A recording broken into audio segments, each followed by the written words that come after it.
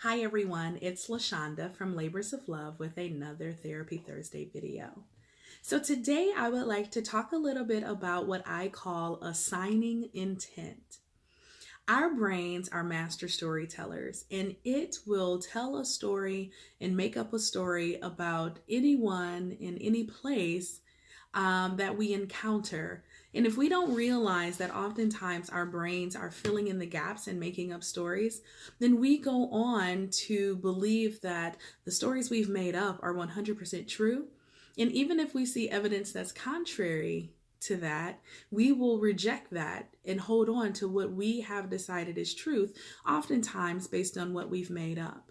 So when we were in school, most of us in some kind of English or literature class, we were taught about the 5 W's: who, what, where, when, and why. And if we can identify those elements in a story or a movie or a play or any piece of literature, then we can get a better understanding of the plot and the characters and what's happening.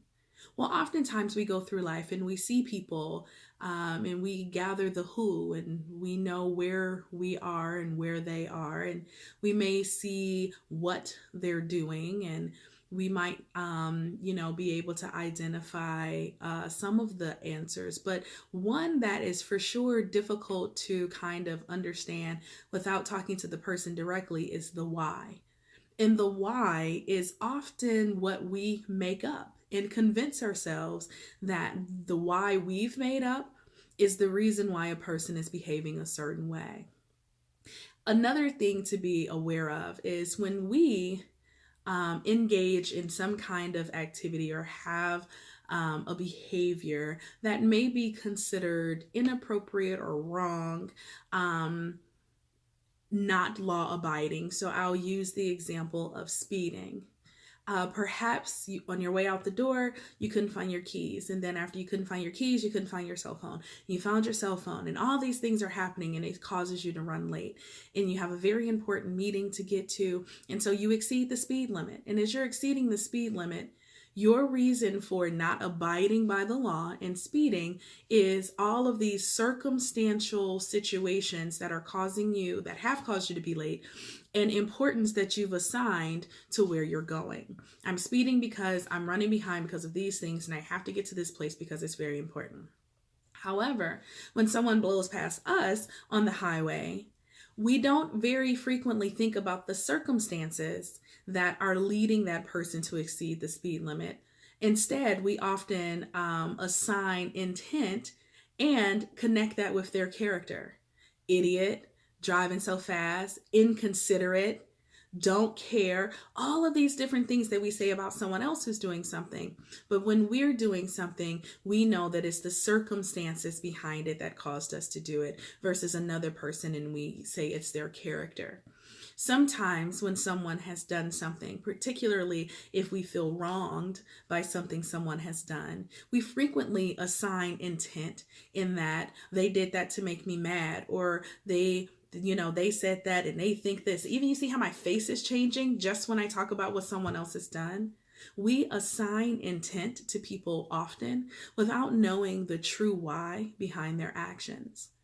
When we begin to take a moment to slow down and actually realize that many people are doing the best that they can with the resources they have, and that so many people are often in survival mode, meaning whatever they are doing, they are being biologically driven to do those things because they feel that they are somehow in danger or that they need to increase their survival.